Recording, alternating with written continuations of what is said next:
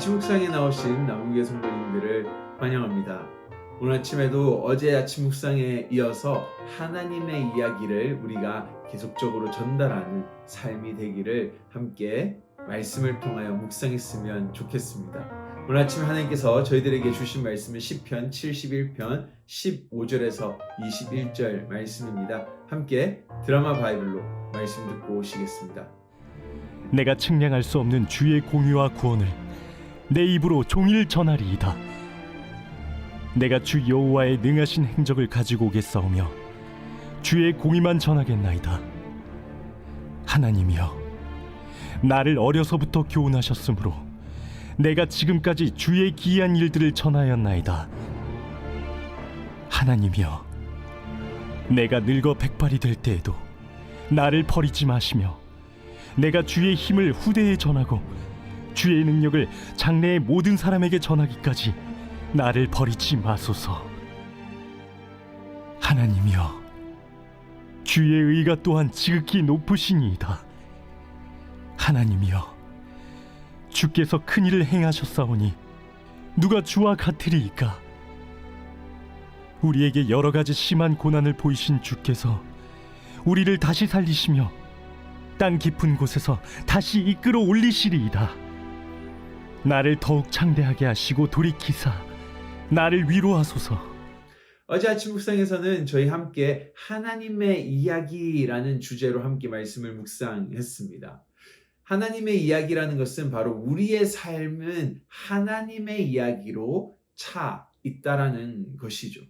하나님께서 우리를 창조하셨고요. 하나님께서 우리를 이 땅에 부르시고 우리를 구원하셨고, 또한 하나님께서 죄에 빠져서 잘못된 길로 걸어가는 우리를 인도하십니다. 결국 우리의 삶은요, 하나님의 이야기로 가득 차 있는 것을 발견할 수 있는 것이죠.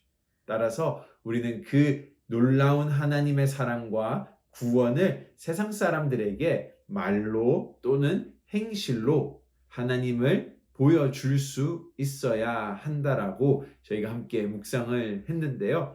오늘 시편 71편에 나타나는 시편 기자도요, 어제 저희가 묵상했던 것과 같이 똑같은 고백을 하고 있는 것을 볼 수 있습니다.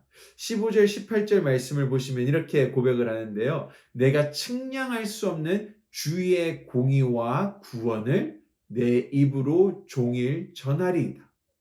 나를 어려서부터 교훈하셨으므로 내가 지금까지 주의 기이한 일들을 전하였나이다. 내가 늙어 백발이 될 때에도 나를 버리지 마시며 내가 주의 힘을 후대에 전하고 주의 능력을 장래 모든 사람에게 전하기까지 나를 버리지 마소서 라고 이렇게 고백을 하는 것을 볼 수 있습니다. 바로 오늘 시편 기자는요, 하나님, 내가 하나님의 공의를 맛보니까 얼마나 아름다운지 알게 되었습니다. 그 하나님의 공의를 세상 가운데에 전하기를 원합니다. 라고 고백을 합니다. 또한 이 하나님의 구원과 하나님의 사랑이 너무 아름다웠기에 이러한 말을 이어서도 하죠. 내가 늙어 백발이 될 때에도 나를 버리지 마시며, 나를 버리지 마시며, 이 말은요, 하나님, 내가 그 하나님의 공의를 세상 사람들에게 말할 수 있게끔, 하나님께서 나에게 행하셨던 그 구원의 놀라운 사랑과 은혜를 세상 사람들에게 보여줄 수 있게끔 늙었을 때에도 나에게 능력을 허락하셔서 계속적으로 하나님의 이야기를 전달하고 내 자손들에게 잘 보여주고 말할 수 있게 하여 주시옵소서라고 간구하고 있는 것입니다. 오늘 이 시편 기자는요, 더 나아가서 이러한 고백을 20절에서 하고 있는데요. 주께서 우리를 다시 살리시며 땅 깊은 곳에서 다시 이끌어 올리시리이다. 바로 부활에 대한 확실한 소망을 가지고 고백하는 것입니다. 우리를 다시 살리시며 다시 이끌어 올리시리이다. 바로 부활이라는 하나님의 마지막 이야기가 오늘 나에게 있음을 확신하고 있는 것을 볼 수 있습니다. 하나님께서 예수 그리스도를 십자가에 죽으시고 우리의 죄도 함께 그곳에서 죽고 사라졌던 것입니다. 그리고 예수 그리스도의 부활과 함께 그 부활이 우리의 부활로 약속이 된 것입니다.